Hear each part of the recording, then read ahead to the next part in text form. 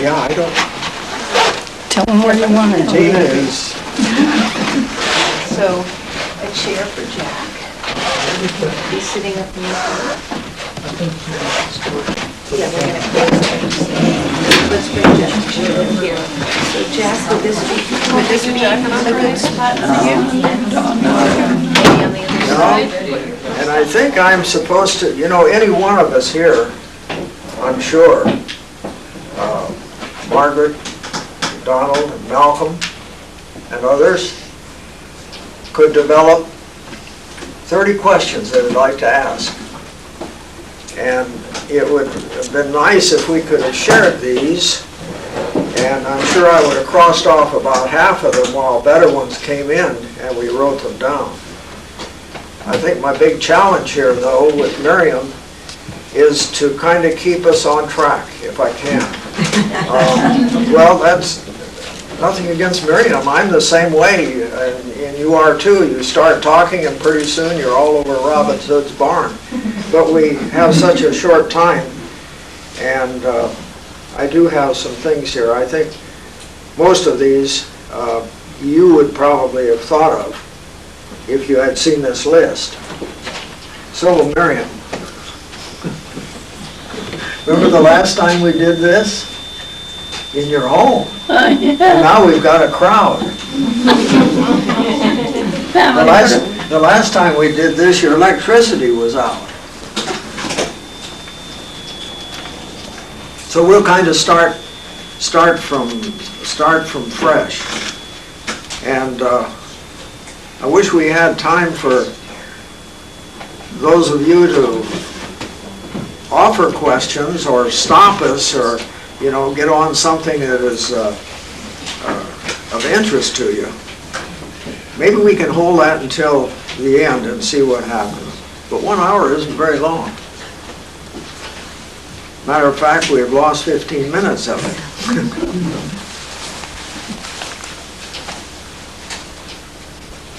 Miriam,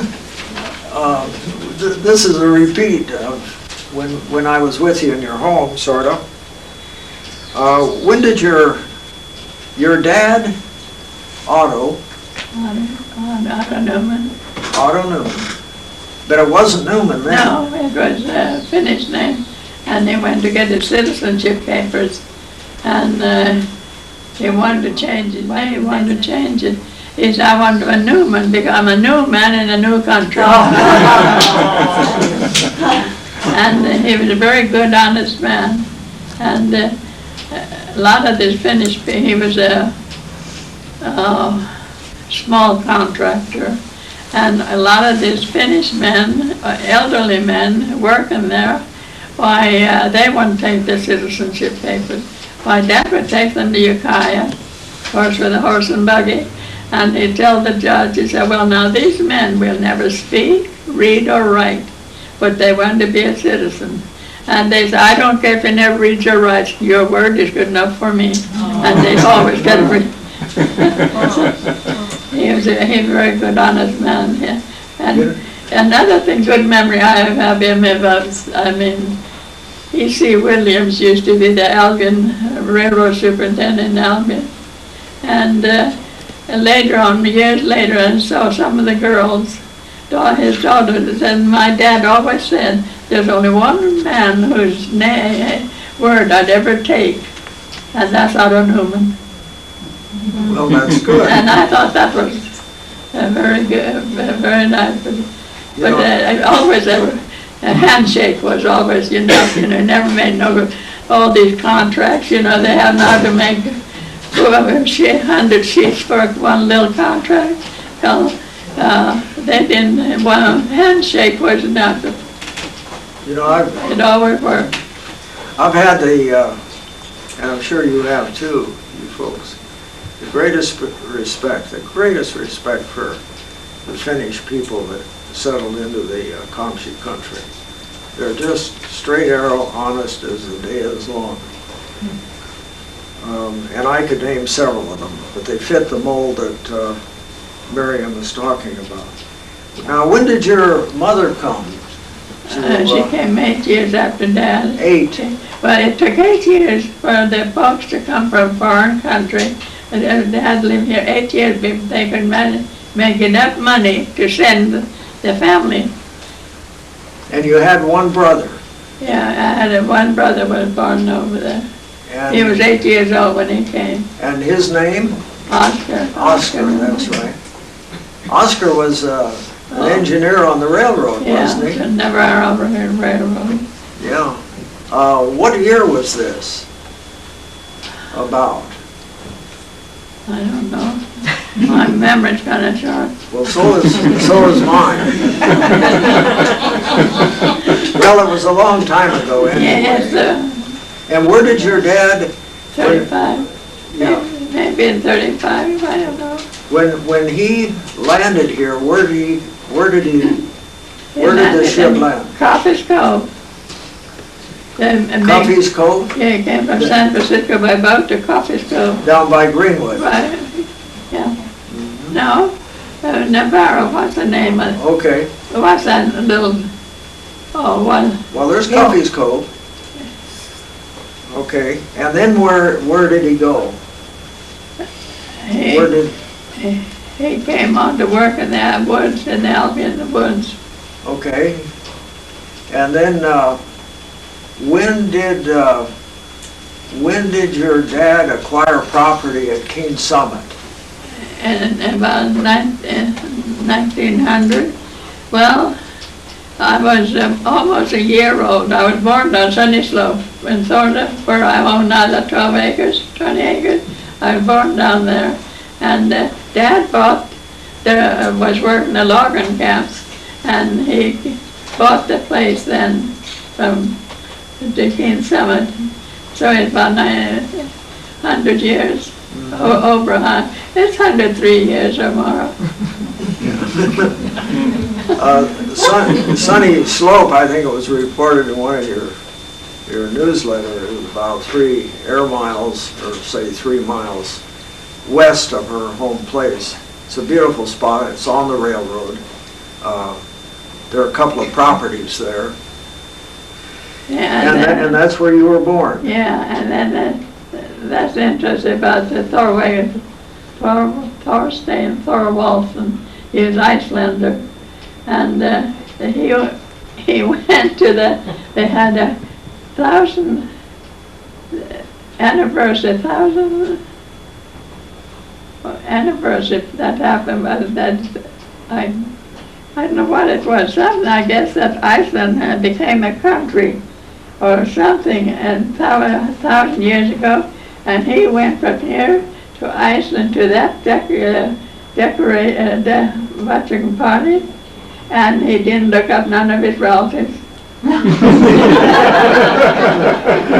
He came back the same day he went there, the party came right back. And he was a character. But he was a good, honest man and a hard worker, and he was a powder monkey. Those days they worked in mines during the summer only, so he came to Sunday Slope, and Dad was his best friend. What was his name again? Thorstein Thorwaldsen. Okay. And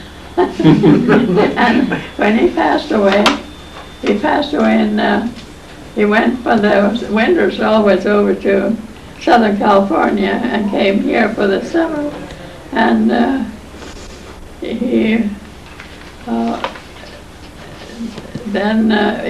he passed away down Southern California, and he had run into a streetcar.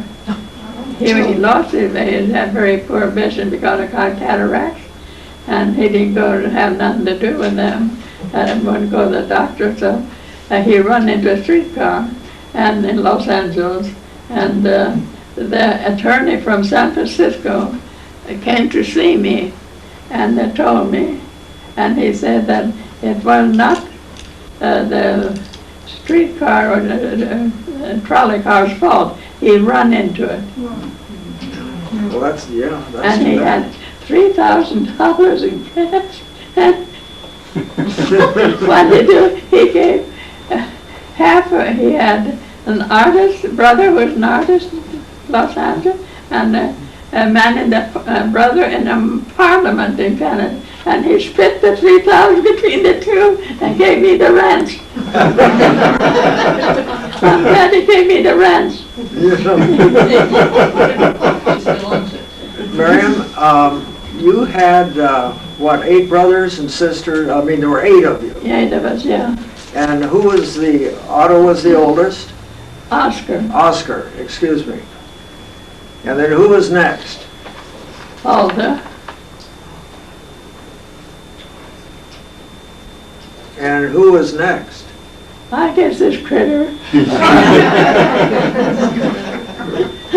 Where was Helga born? She was born here in, She down, I guess down the river. Because she's older than I am. Sunny Slope, Yeah, yeah. Sunny Slope. And then there was Miriam. And Yeah, then who was next? Esther, Okay. I can remember these folks. and Walter. And then there was Sandy. And Bill, before Sandy, And then Sandy. and Nettie. Nettie was a baby.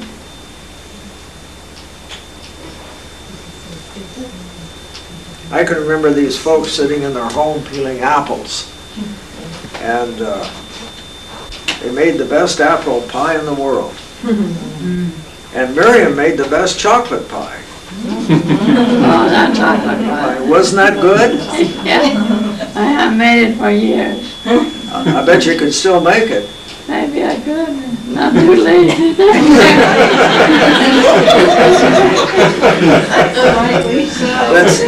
That's the American way, I think, now. I used to win first prizes with my apple pie at the fair. In Boonville. Yeah, Boonville Fair. I always got first prizes on it. You know, we don't have time for this, but their apple pies, you know, the normal apple pie, you just chunk up the apples. Well, not these folks, are just thin slices. And then you put some in the freezer too, wouldn't you? Oh, yes, we put a lot of them. We had And pies. people like me would come by and you'd feed them. Yeah, yeah. And then we canned a lot of corn before electricity came. You know, we had a kerosene range with 4 burners on it, and we had to then coal packets, so we had to boil them for an hour and a half or 3, I don't know, steam them. But they all held very good. Oh, I should Very say. good. Well, with some of us around, they didn't last very long. Oh, no. The ranch, your dad, he acquired a small piece, and then the family acquired more property later, didn't they? From Albion Lumber Company. Or how did that work? No, and then a little widow, or some lady, our family owned it before, and Dad bought it from that family. Yeah, oh, okay. It's a beautiful But piece. then, yeah, It was, then the Henderson place joining us, that he bought it from Miss Henderson. She was a widow. After her husband died, they sold it, and Dad bought it. I'm glad he bought it, because where did you go to school? King School, Right there at Keene Summit. right? Is that the home that Polly lives in? Yeah. Except it was turned 90 degrees. Yeah, and it's strange. Those days, they had, when the cancer went, there were 35 kids in that school, 8 grades in these 8 grades, and for the goodness of her heart, she taught the kids the 9th grade whoever wanted to, so they wouldn't have to go to Mendocino, because there are no buses. You had to go by train. Well, Esther went to high school 2 years, and Dad would put her on the railroad, on the train in the morning, Monday morning, and to Albion, and the E.C. Williams, the railroad superintendent, would meet the train and then take her to Messina. And then Dad would pick her up Friday night. She would be gone all week. Yeah, she'd be all gone week. And then she got an infection in her foot. After 2 years, she had to quit school. No, she went again. Afterwards, she went to Sweets Business College, and she went to San Francisco. She was a bookkeeper there at French's for 25 years, I guess, until French retired. Now, who was this? Which sister? Esther. That's right. Boy, she could sure peel apples. I know. Yeah. Yeah, it's amazing what members of this family did, even those who stayed at home. What crops did you had cattle and sheep or a garden? They had cattle, and then Dad raised beautiful potatoes. Oh, they were those spuds. I'm not exaggerating. They were huge. They were the Pink Duchess potato, and I still have to get some Pink Duchess potatoes. But they were huge and good. And some cattle in the Middle West, I read somewhere, have all the old vegetable seeds that there are, that you can get them from there. And I never find the name of it that I'd send for some Pink Duchess potato seeds. Yeah, I haven't heard but of they them. were beautiful. Did you ever send potatoes out on the train to Albion? No, they sold them by the sackful to the camp, at camp. Okay. People used to come over and buy the potatoes and fruit, peaches. Where were the camps then? There was one in Dutch Henry Creek. Dutch Henry. And also down Flynn Creek, there were several camps. Yeah.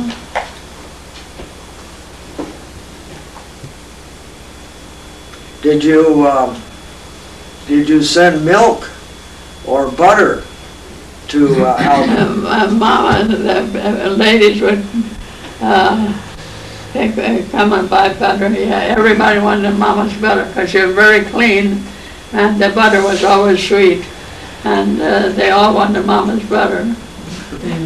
And Mama always said, "Never weigh your finger, never weigh your finger." It always remind me of that picture.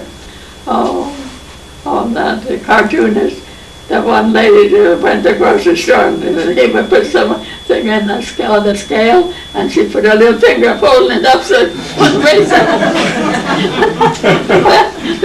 My mama said, "Don't weigh your scale, don't weigh your finger." That young lady sure did. Because it's only a cartoon. Would laugh anyway. Miriam, I was interested in the clothes that you folks, the clothes. Did your mother make clothes for you? Clothes? Yeah, but when we were kids, every year this lady came over for a week and sewed clothes for us for a year, sewed clothes for us. Did you use flour sacks or any clothes? All the kids had the easy off or Albion lumber company. Boy, what you would give to have one of those flour sacks now. But boy, they say nothing. They're the best things to keep them clean. They're white. They don't get yellowish or anything. They just stay white as you can read. Okay, easy up. And the number come down underwear, petticoat.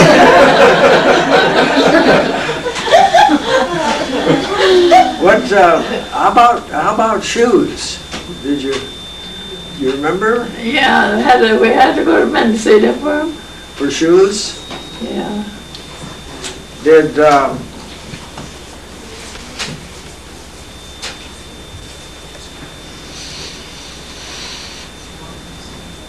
well, I was thinking about the canned things. What did you do for recreation? Did you have bicycles or? No, I never could ride a bicycle. We used to hike. We used to go for hikes. And then the teachers would come over every night. The teacher would come over and they played the piano. And we'd sing and hoot and holler all until 11, 12 o'clock at night. And Sandy had a very good voice. And he did, because when we were in San Francisco, what was his name? He was a pianist and a music teacher. And he said Sandy should get voice lessons. So he had to be pretty good, because but he had goiter surgery. He couldn't sing after that.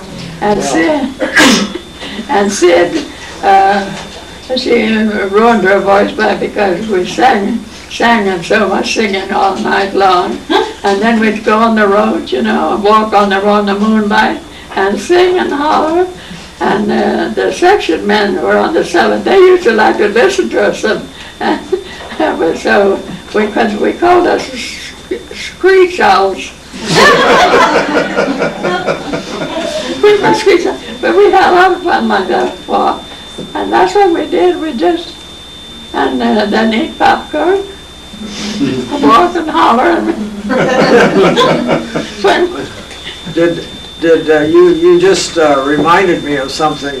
Did any of the train crews stay there at the house? The paymaster always stayed when he went. The paymaster always stayed when he came to camp to pay, and he'd stay over the night. And this, what's that man's name? No matter what hour of the night he came, he'd sit at the piano and play Missouri Waltz. 12, 1 o'clock. You hear the piano and Missouri Waltz are going on. You had, let me back up a minute. I'm jumping around. At the Keene Summit School, what was the teacher's name? Maybe you mentioned that. Well, Miss Barbie was the first teacher. Barbie? Miss Barbie, Mrs. Barbie, and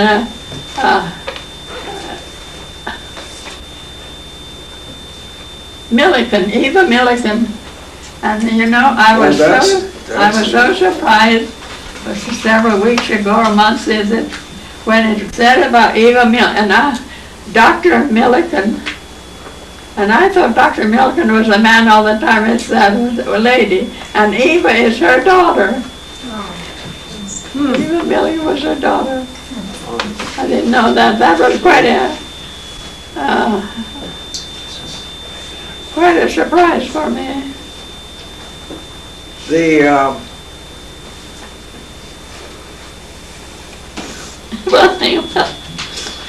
I always think of Sandy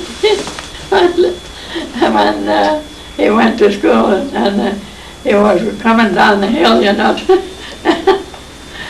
he was walking slow, and the teacher rang the bell, and he was walking slow. Then when he got to school, teacher, why did you go so slow? He said, the sign said go slow. So all she did on the forehead, he obeyed that. Before we, I'm skipping around.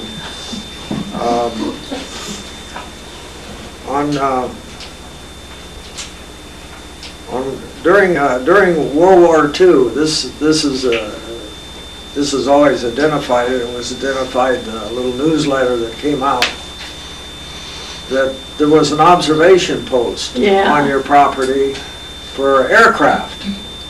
And where was it? and who in the family, Sid was involved, wasn't she? But I won't answer the question. You had an aircraft observation Yeah. post, okay? And how about communications? Who would call who They if lived they saw outside, something? and they came into the house and used our phone in the Okay. house. Okay. You know, that's I can get off the subject and forget what we were talking about pretty quick here. The Newmans had 2 phone systems, didn't you? Yeah. And you had one phone that, well, it went over to the Comptche store. And incidentally, today in the Comptche store, if any of you go in there, you'll see the old phone on the north wall, and you'll see the ringing code. It's still there, and I want to either photograph it or copy it somehow before that disappears. But 3 rings and 3 longs and a short and so on, it's all right there. The other phone, though, went to the Albion, Yeah, and that's what these aircraft spotters used, wasn't it? yeah, that's what they used. I'm sure, yeah, down Albion. And then, was the Albion phone at the mill hooked up with San Francisco, or? In Albion, yeah, from Albion, you could, they connected to Central and Albion, and you could call to San Francisco anywhere you wanted to. That's amazing. Yeah, it's hard to believe. And when you go through Navarro, it just gives you the blues. And to think what a thriving town it was. Store and a mill and a dance hall and a lot of people around there. Now it's not. Yeah, I hadn't thought of Navarro, but it obviously was. I have photographs of the early town. But I was curious, who manned this aircraft observation? Were there people there 24 hours a day? No, they take turn about maybe 10 hours a day. One during the day, and then another one during the night. But we used to have a lot of fun with them, you know. I think We were the first ones when they put on the observation post in this neighborhood anyway. Danny Pardini came over that one night and said, we have to report every plane that is going out, and that this is our highest place where we want you to have the place right here. And a plane went by that evening, and Bill reported it, and they said that's the first plane reported. well, where on the property was the observation? Right by the tank house. Right, was it up in the tank house? Or? Not in, but they had little, it's like this corral gates. They made it out of that with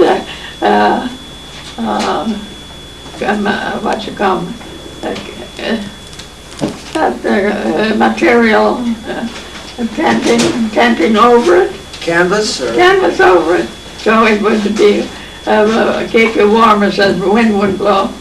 Did, how many months was there someone there, say 12, did you go 12 months? Yeah, I think so. Through the winter and Yeah. in the rain time? Well, that's interesting. We had a lot of fun. There's a photo going around of the observation spot. It's pretty crude. I was one of those. I was in high school at the time, and so those of us who were in school did our duties on the weekends so that we could do it. Those were like 8-hour shifts, as you said. And we always, the first post was at Newman's. It was later moved to above the Comptche store up on a hillside. But yes, I have very warm memories of Mrs. Newman and Miriam and all the rest of the Newmans, because they were right there. Did you get a certificate or did you have a badge or Yeah, we shoulder did. patch or? Right, and I have at home my 500-hour badge. It says 500 hours. So, I don't know. There were people that had more hours than that.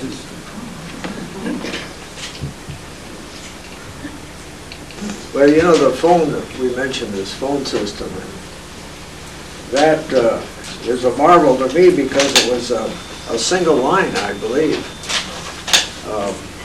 Just one wire, number 9, went from Keene Summit and from elsewhere to the mill.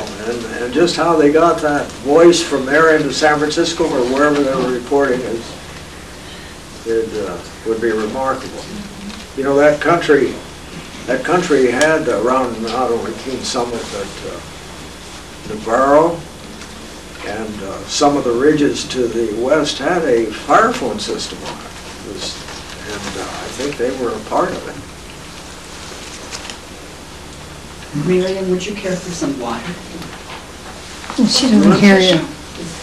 Do you want some water? No, I'm looking for my Kleenex.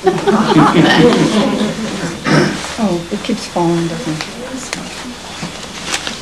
Did you ever have any encounter with the local Indians, or were there any local Indians there? No. No, they said that some of the Indians used to go through Comptche to Albion to go fishing, but we never saw them. And I think they but might Comptche have. is an Indian name, Yes, it is. and so I don't know how. That's something I'd like to know. They And could have. can you find out for me? Where did Comptche? Who named it Comptche? But this is good. Andrew Peterson, when he was living, did you ever know about it? Well, the story is that it was named after Chief Comptche. And, Well, is he yeah, and, buried around Comptche or any? But is he, I think he might be. It's been so sad anyway. It's in the area of the Surprise Valley Ranch and Openlander Ranch. I Yeah, think, he's supposed to be buried in just, I think. Because the Openlander west of town. home was Well, that's the what original fort. well, that's what I've heard. And I've heard that the trail for them, that we're off the subject, the trail for them was on like Docker Hill going east and west. They didn't actually come down in the town area that we know it today, but I could be mistaken too. But this is funny now, someone asked, Andrew Peterson had a store, and he had dry goods even in there, not kind of groceries. And a drummer went through and he said, "Where's Comptche?" And Andrew Peterson said, "You're on Main Street now." You should have known that. Did you hear that before? You'll have to remember. I didn't remember it. I have to tell Carlo that too. You're on Main Street now. You know, Miriam, in addition to the observation tower or looking for aircraft, another favorite subject is the Comptche fire. Oh, And you recall the Comptche fire, you were there. Any reminiscence you'd like to give us? well, When you first saw it, or the smoke? it's in September 23rd, Mama always said it's the worst fire season. And anyway, it was on this Wednesday. They had a Yak Club in Comptche then, and Ada Thompson went to that, and we didn't go. And she came home and she said, "There's a terrible fire in Big River." That was about 2 o'clock. And she and Mama and I went outside by the tank house, to look at it, and the smoke, oh, the terrible smoke. And here, fire started right opposite the house on that hill, out of nowhere, see? The wind was so strong, it carried little twigs of burning twigs and started a fire. Grass was so dry. Yes, And at night at 12 o'clock, the grass was so dry, all the leaves, we had those big cherry trees, and the leaves were dry, and they just rustle, just crackle under your feet at 12 and 6 o'clock in the morning. that Ida Thompson, is it? Ada Thompson. Ada Thompson? And their house burned. Her Yeah. house burned. Yeah, because she went home then, but they think spark must have gone into the made through open window or on somewhere on the roof or inside, and they couldn't stop it. Now, her home was located where? Right where Polly is now. Yeah. Right where the house they built. And they had a beautiful big big house, and they had a beautiful organ. They all went. It was sad. And she came to our place. And Some of the, in 31, it was September 2nd of 31, when this occurred. And incidentally, I don't know, I see Emery Escola's mother's picture, but Emery was in Matheson Lookout the day that fire burned.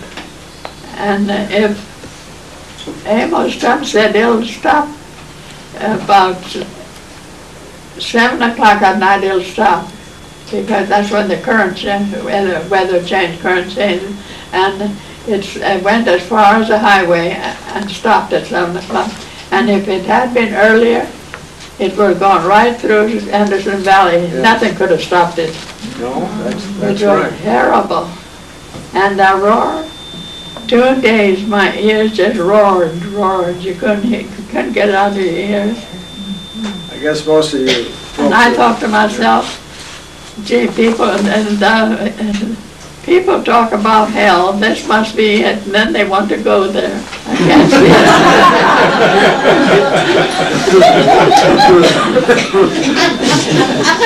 I think it's terrible.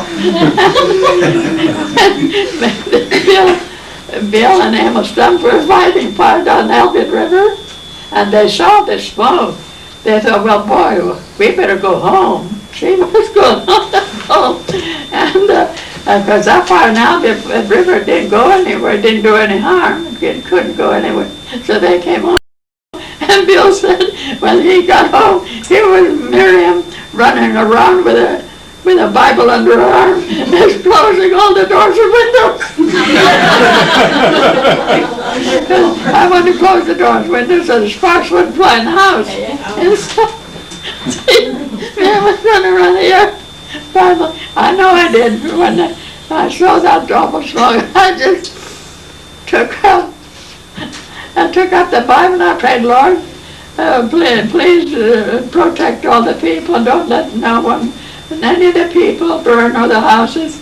And I put it under my arm and began to run around, close all the windows in the barn and the houses. But we all laughed about me running around. The fire was on your side of the Comptche Road, though. It got around the house, didn't it? Yeah, well, they had to backfire. Yeah, it was around, but like a spark had fallen on near the birch tree on that side of the eave. But Harry Johnson was going around the house, and he put it out. So that's excellent. Yeah. And then most of the fire was on the other side of the county road, on the Smith side, wasn't it? Yeah, a lot of it on Smith side, yeah. And then it burned up some of the railroad cars, did it? Yeah, I That guess were it parked did. there? Yeah. Out in Lumber Company rolling stock was, some of it was parked at King Summit. Yeah, they always had something parked there. But it was horrible. Did did your mother feed any of the crew? Or? No, they didn't. I never, and that's what someone said, and we didn't feed them. Well, but there was so much fire around us. We had a wood stove. Well, I never thought of it. Who wants more fire? Gee, and from Albion, Mr. Flynn, and then they sent some food out for him, and they fed him. But and I don't know then how we would scare up enough food to feed all of them. Yeah. But anyway, and they didn't expect it. They didn't, on that fire, there weren't the humongous numbers of manpower that you have today.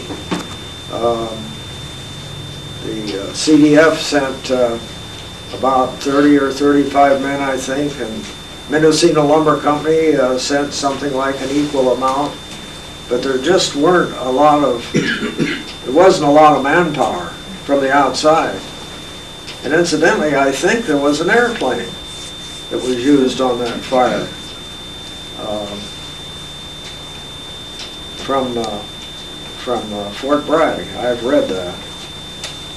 Must be one of the early uses of aircraft.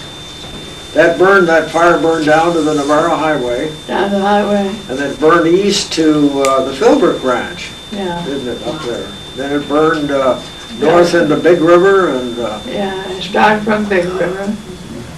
it was supposed to have been set in a couple of places. Well, they said that to someone innocently wanted to burn some deer, grazing for deer, get some of the brush out.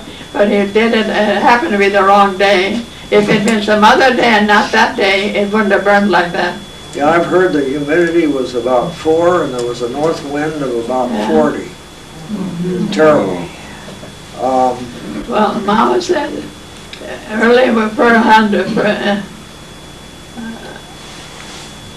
early early days when we first moved there, they said there's a huge fire in Albion, from the Albion company, and the blaze just went right over onto the Overkeen Summit.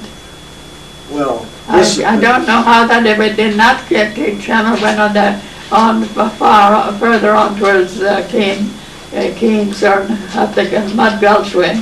this was before the Oh, Comptche no, fire. that's, yeah, long Way ago. back. That's about in the early 1900s.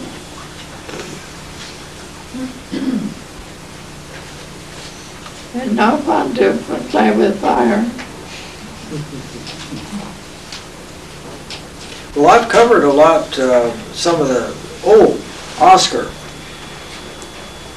Now, he was an engineer on the railroad? In Navarro Railroad. In Navarro. That's steep, what they call that gulch, Nephis? No, not Nevis, but it's up in Navarro, a very steep railroad. And a lot of the engineers didn't want to even work on that. And there's the skunk, or not the skunk, but that train, whatever his name was, did run away, but the men got off, jumped off, and it went and gulch. That was up at Mill Creek, Yeah, wasn't it? must have been. Yeah. Yeah, that was a branch of the railroad that Yeah. you don't see often on any maps. Did any of the family work with ties, making ties? Dad had tie makers. I bet your dad was. Dad tie makers, and but then ties and posts were great demand then. And then in the summertime for about 3 months, we had bark camps, as long as the bark peeled. And we had pictures of them. They had used donkeys for them, and with a donkey with wood on both sides, bark on both sides of them. Yeah, and those what were cradle-like things. This And bark that Miriam's referring to is tan bark. tan bark, yeah. And they don't use that anymore for tanning shoes, but they say that it's the they said that it's never as good as that other See, the tannin was, imitation. the tannin was extracted from the Yeah. tan bark, and then it was But used they for do tannin. something else for it that doesn't work in the process. I guess they say it isn't as good. I don't know. I have a photograph of, I think, it's almost a full train load. I don't know how many cars that would be. Well, maybe you can see 4 or 5 cars of tan bark down in Tidewater, in the Albion, headed west. So there was a lot of tan bark that came out of that country. But the tree died, didn't it? Did they chop the tree down when they peeled it?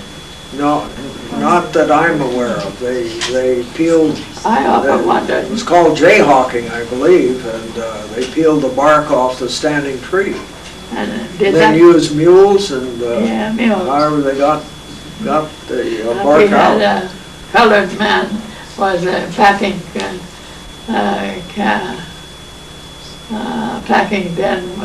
bark. And I always remember that man. He had a hunting dog. He loved to hunt. And that dog was the skinniest thing you ever saw. You count every rib. And he walked there and never gave him anything to eat because he feeds it himself. Because you feed him too much, he won't hunt. Yeah, then you go. That's when you don't know what he wanted. I feel sorry for that dog. It's a great big spotted black and white dog. Did you folks have dogs? Huh? Did you have dogs around the home? Yeah, we used to have some, one or two dogs always, but several years ago, the dog disappeared. And Smith's dog disappeared. The 2 dogs went off for 2-3 days somewhere hunting. And Gary and Sandy was afraid that they may have gone and killing sheep. And they say sheep, if dogs don't kill your own sheep, they go the neighbor's sheep. And so as soon as the dogs came home, Sandy looked at them all over, and there's no blood on them that they could butcher a lamb or anything. So after that dog died, we never had another one. But, Miriam mentioned Gary, I think it's Sandy and Sandy's wife, Ruth. And Ruth went to school right there at Keene Summit, didn't she? Ruth went to school at Elk. Oh, at Elk? Okay. They had 2 boys. The older one is Gary, and we saw Gary here about a week ago. And the younger one is Jim, and Jim lives in Colorado. You know, another thing I envy you. I love to hear trains. Trains. And I'll bet you when those trains came up, pulling through, there's a series of switchbacks coming in from Navarro as you approach Keene Summit. You know, a train can't run up a steep grade, so they had to make these long turns and then switch back and then go up into a draw, and then they finally got the tracks went past just below Mickey Smith's house and through Keene Summit. But those trains must have made quite a noise. Yeah, they did.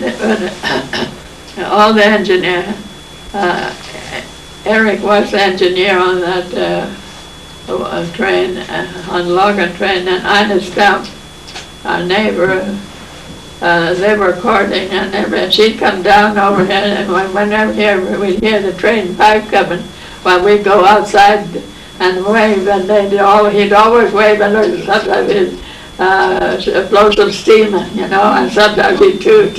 And Ina, his name was West, and the song was popular, the Western Destiny Dear, or What a Dream Would Be, and cozy little cottage with a barn beside the western seats. We'd sing the song for her, and she'd just follow. And you know, they got married, and he did. He had a ribbon, little cottage, an elk facing the ocean.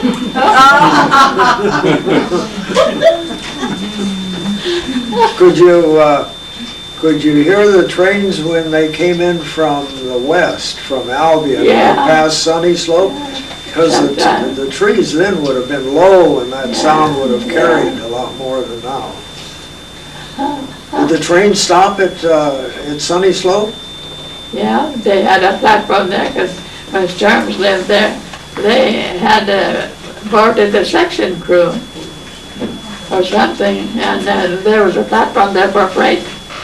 And they had Sunny Slope and elevation and everything on it, on that, and someone stole it when there was nobody living there years later. And I'm so disgusted, because I didn't go and take it. I thought of it, and I thought, well, it belongs there.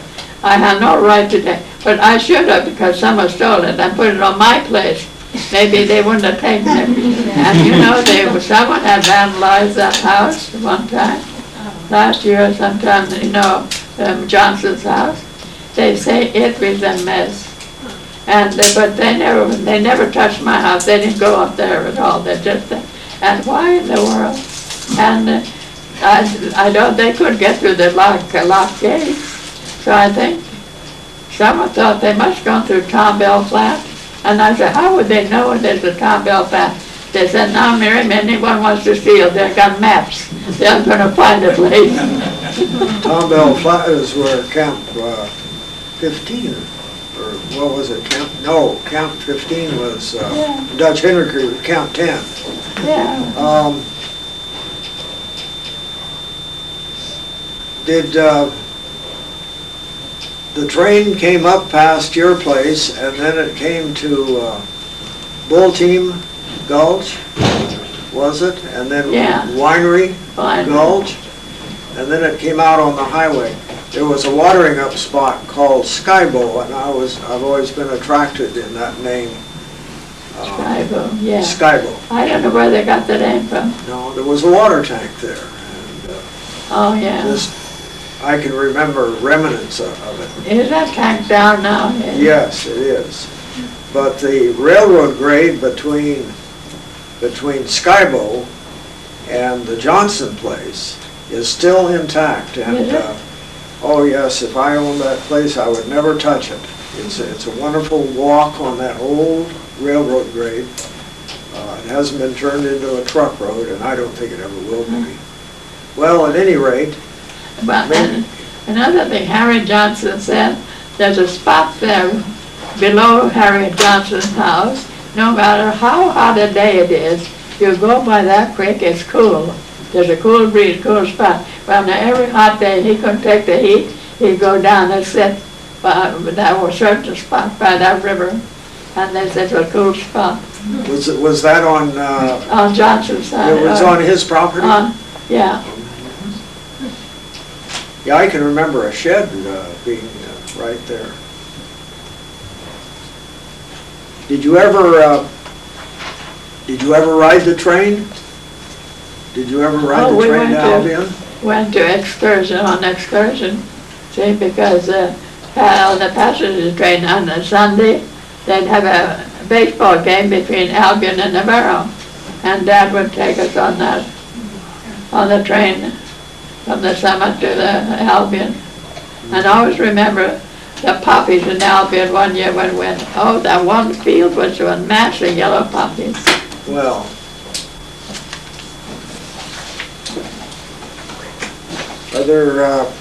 are there questions that any of you, yes? You mentioned that one of your sisters took the train to Albion and then to go to school. In the logging trains, I thought were narrow gauge and they were just to move logs back and forth, but were there passenger cars and they made stops at different places and picked up people? Well, I can't answer all of that, but the Albion Lumber Company Railroad was standard gauge. And I would guess, imagine that, they would stop there at King Summit at just a natural place to stop. And then, of course, they would end up down in Albion. And then she would, take horse and buggy up to Fort Bragg? No, but Alfred E.C. Williams, the railroad superintendent, would meet the train, and he'd take her by car to Oh, car. Mendocino. And then Dad would pick her at Mendocino with a horse and buggy again. You know, speaking of cars, do you remember the first car, about when you saw the first car? All Fords. Around Comptche?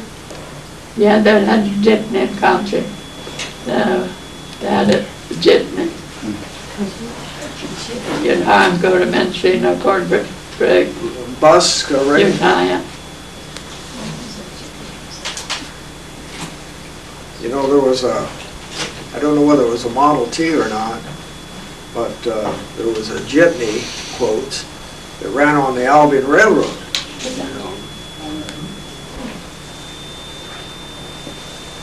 Any other questions? Did any of the other brothers and sisters come to school here, or where did they go to school for high school?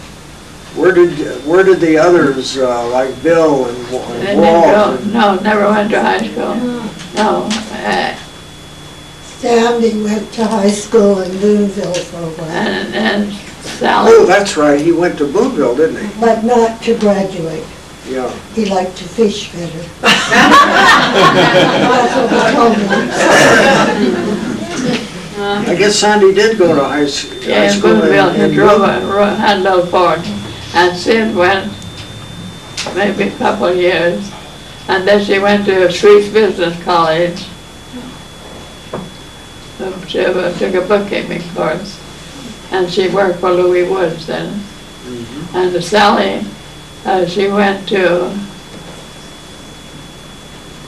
Santa Rosa Business College, and Sweet's Business College, and took up bookkeeping, and then she went to work for the state. And this is funny now to listen, think, and those years, how many years that is now, ago now. And Angie, she was booking for Angie Chambeau, she was a French lady. She was booking for Cobb and Donovan, and she was then helping Angie. And she worked there many years, and Angie said, there isn't much advancement in here in San Rosa, then you better go to San Francisco to get a job. So they began stay at Evangeline, because that's a girl's home, you know, and a nice place. You're a young kid, a young person going from the country in the big city, it's a good place for you to stay. And she did. And she took the state examination, then went to work the state fund, and she worked there for 35 years, and retired from there, from the state fund. I remember there's one, when she then quit to retire, they had a party for their car. There's one man gave a big card, you know, with nobody can fill your shoes, you know. And he wrote, and I mean it. Sally said he was the nicest guy. He was, I think, Italian. But he always liked to, during the World War, and he always liked to tease Sally when are the Finns going to march into Moscow? And he kept on, and finally one day she turned around in her chair and said, well, soon as Mussolini marches into Berlin.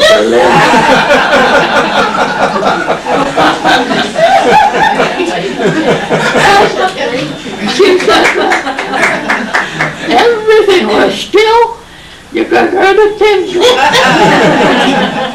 And after they told her, we didn't dare to say anything. We thought we'd have it finished Russian war right there. But she never teased her again.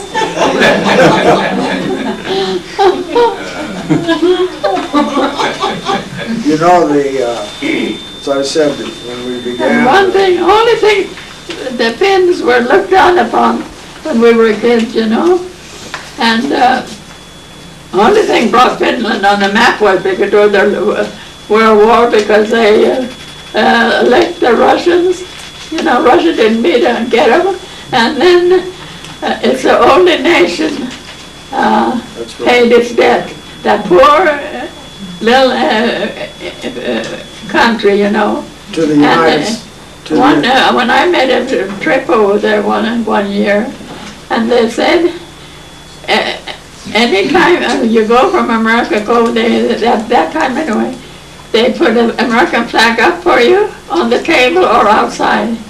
And they said, we never forget America. Said, because we'd starve to death if America didn't send that load of food. But they lent a boatload of food, that same that were starving. And they'll never forget it. One day I went on a tour for 6 days because they were all lakes, you know. And I came back. Here's a beautiful big flag. It wasn't a little one, beautiful big one on the veranda. I thought, oh boy, I wonder how many Americans we had. Kind of getting homesick already.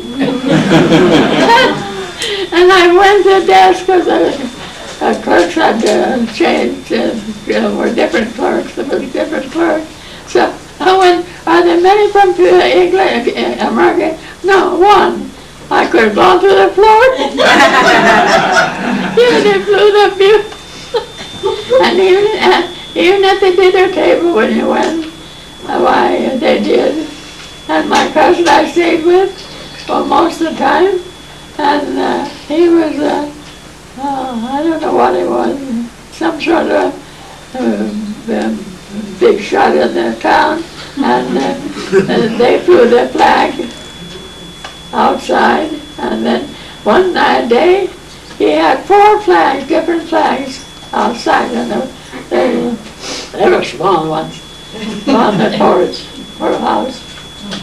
But they appreciate America, and they speak English, and you don't have to worry. They learn that they teach them English. well, I have a soft spot in my heart for the Finnish, and you mentioned 2 of the reasons. One, you know, they were incredible fighters during World War II, and then they paid their debt. I wonder how many others have done that. One final question I would like to ask, Mary. Where were you in the 1906 earthquake? Well, What happened? I remember What happened? we had milk in pads, you know, to let it raise, so the cream raised on top because there's no electricity, no separators. And it splashed on the shelves. And we went outside, and I think I feel a little shaky, and the cattle on Keene or Smith's opening, they were going crazy, jumping and bellowing and the tail are flying and jumping. I guess they couldn't understand what's the matter, words moving under their feet. That's what I remember about it. How about the railroad itself? Oh, the railroad, yeah. I'd like to, yeah, I'm trying to get that, find that out now.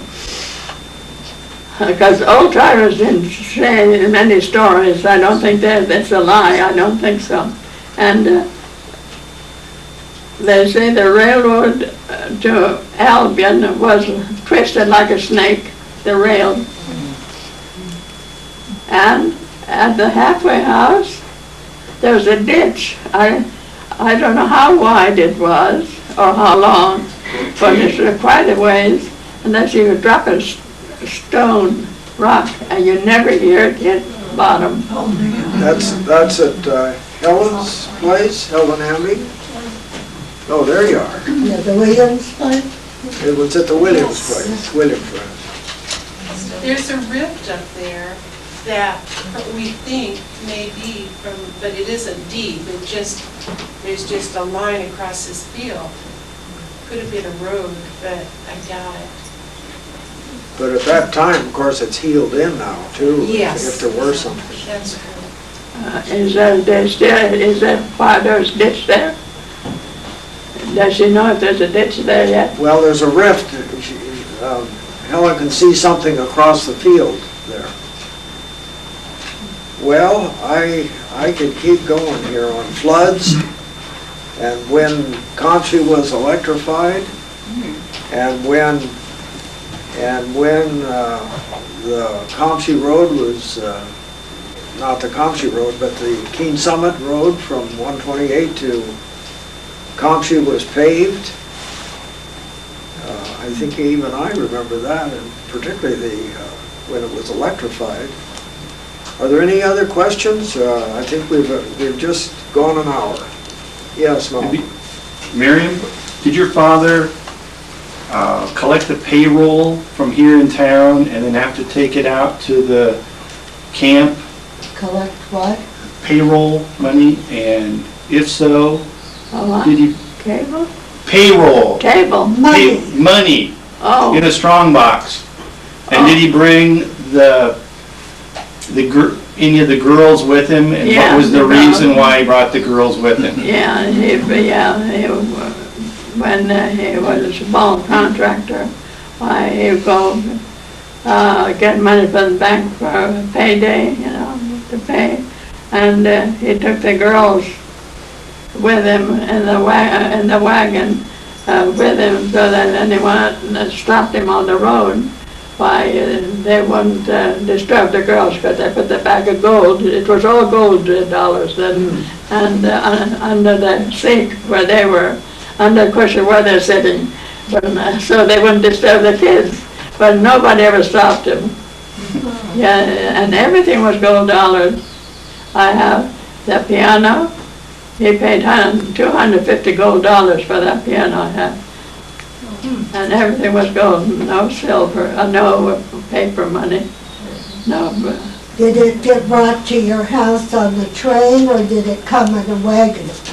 What? Your piano, did it get brought to your house on the train, or was it brought in a wagon? Maybe you can ask her. Was the piano brought on the train? Yeah, from Navarro to the train, on the train to the summit. No. Charlie Matheson had it, and he had a store in Navarro then, and he wanted to get rid of it. Dad bought it. Charlie Matheson? Charlie Matheson. What if it's the same Charlie one? Matheson, Frank Matheson, Emma No, it's the Matheson. same- Oh, they same did one. run a store in Navarro for a while. Yes. See, Charlie Matheson was a sawfiler, too. There at the mouth of Clearbrook Creek. He had a filing shed right there. But there were two Matheson brothers that did have a store for a while in Navarro. This Well, that's would interesting. have been before you came, Yeah, that's it. considerably. Well, maybe we've about to outdo our Got welcome another here. question back here. Okay, good. Of all of your decades, which one did you enjoy the most? What? Of all of your decades, which one did you enjoy the most?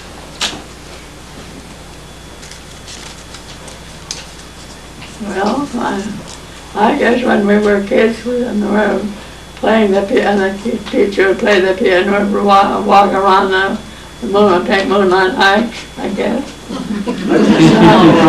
I think she's enjoyed all of them.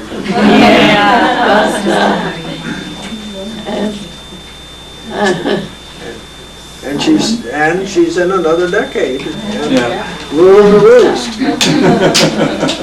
Someone asked me, what keeps you going? Oh, did anyone here see them dump the junk down from the moon, dump the junk down from the moon that they collected up there? Because when I can't sleep early parts of the night, I stay awake. I fall asleep when I should be getting up.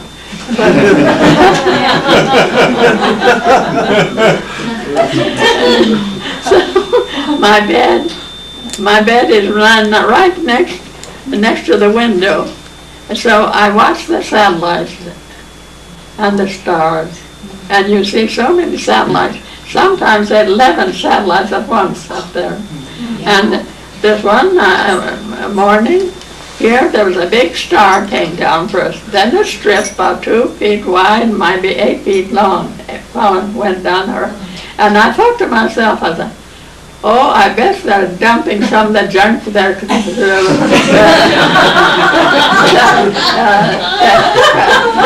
the moon. Because once I thought, must have been the way that some boat or something or the moon looked dilapidated. And I thought, how do you love with all the junk? And the following day, next week, I read in the paper, they were dumping some of the stuff that they're collecting up the moon, dumping it, hoping it go in the ocean. I never heard where it will end it, but they hope it go in the ocean. I wish I'd find out. If you ever hear where it landed, let me know, because I'd like to know. Are there any other, you have a question? I was wondering if Miriam met my mother with Florence Mendoza when she went to high school, or how she knew her. Florence Mendoza. Yeah, we know Florence Mendoza, You bet. the Mendoza store. Oh, I see, you didn't go to high school with her then? No. Oh. And she used to come to Yak Club. They used to have a Yak Club over here at Comptche.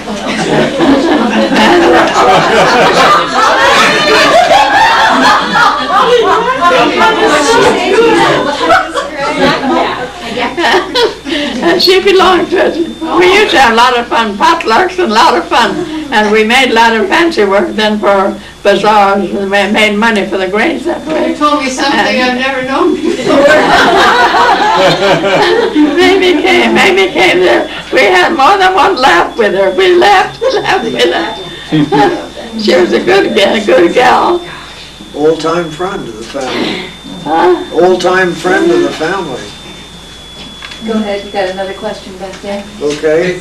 Jack, ask her about the time the Chinaman wanted to use the phone.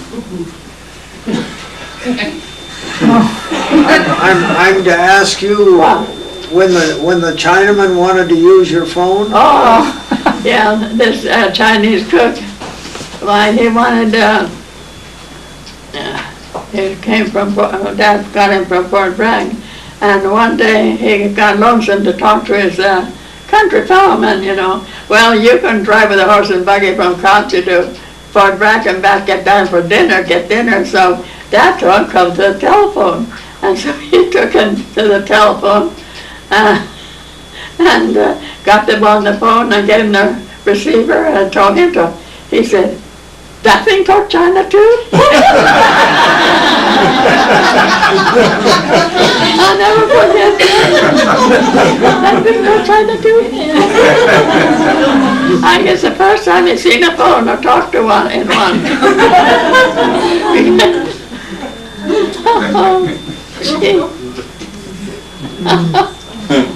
Well, thank you for that. Are there any other questions? Miriam, you might tell a little bit about working at the Wells Manufacturing Company, and you rode your horse there, didn't you? To go to work at Wells's? Oh, yes, I used to try to ride a horse, saddle horseback. And I worked at Wells's for 3 years. The first, I guess I was the first one there, first one to work there. I worked there 3 years. And then my brother came from, he was in Germany in the army, and he had pleurisy over there. So they sent him home, and he was in bed for, was it 4 years? At home, because his lungs, affected his lung show. And I quit then, after 3 years. And he was making some of those dial indicators, the little round dial indicators. They're very, they needed them so badly for during the wartime. And so he made those. And so I used a screw machine, and in the center of that watch, there's a little bit of bronze little speck, you know, and you had to get that, make the little specks then to put on it. And I said, well, I never thought I'd make anything so small that you put in your eye. I didn't know you had it in there. But it was. And, yeah. But I had to quit. Well, Bill was in bed for for 4 years. That's what I heard. Yeah, and it affected his lungs. He never could walk fast anymore. When I see him go after the house, he'd go a little fast. You know, you could see, boy, he slowed down. He couldn't. And This was Bill. Bill, yeah, it was sad. It was sad. And then he walked out to work in Talmadge, and went to work in Talmadge, and milk cows, and he could do that. But another thing I'm interested in is flying saucers. Well, You must see it. they have them. And now Bill was no liar. He told the truth. And he said that one morning, he was from 5 to 6 shift. One morning he came from the barns feeding the pigs. He said there's a flying saucer on the hillside. And the flames were shooting from underneath like it's in the pictures. And he went to, and when he got in the barns, he told the fellow, look what's outside, see what was on the hillside. They all stopped, look, oh yeah. And one of the fellows, after he got through work, he had tried to get closer to it, but he couldn't because it was too rough. He couldn't get up there. And he said it was there when he left. And I said, why didn't you call the a policeman in town so the more people could have seen it and taken pictures? He said, oh, well, never even thought of it. And the people in town say, oh, well, the people in town, it's people said anything.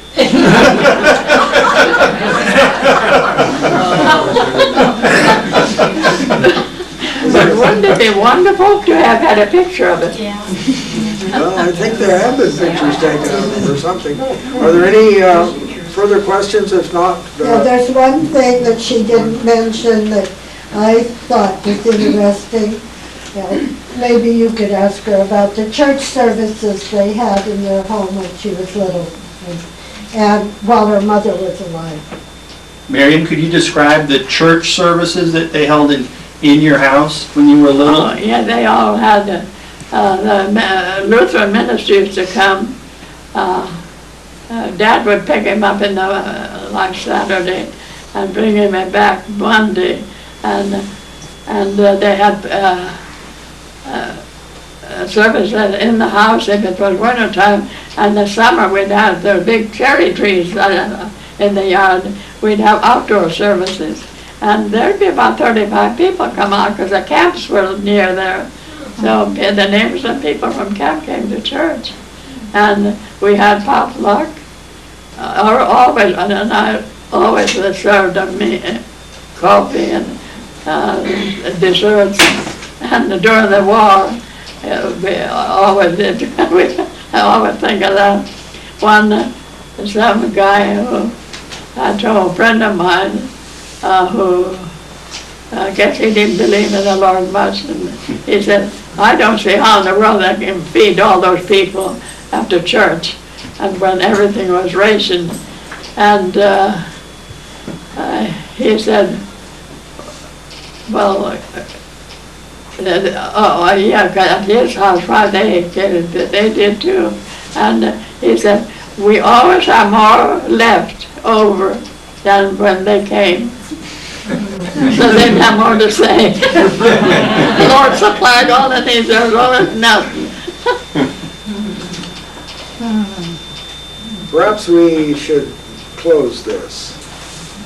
And I don't know who to thank that allowed me to sit here. I appreciate that. There are others more qualified than I. But it's been a joy for all of us, Miriam, to listen to you again. And I'm glad to say what I know, but well, this is an unusual event here.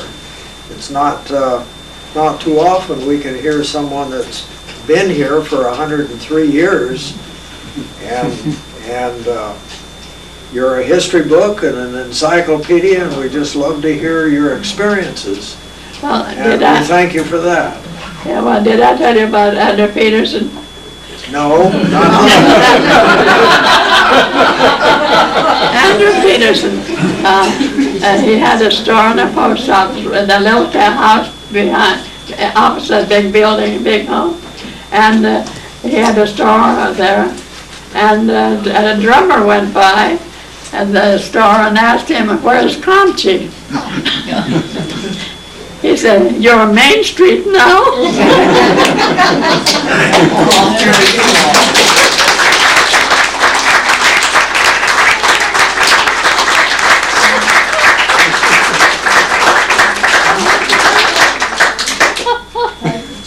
I wish we all had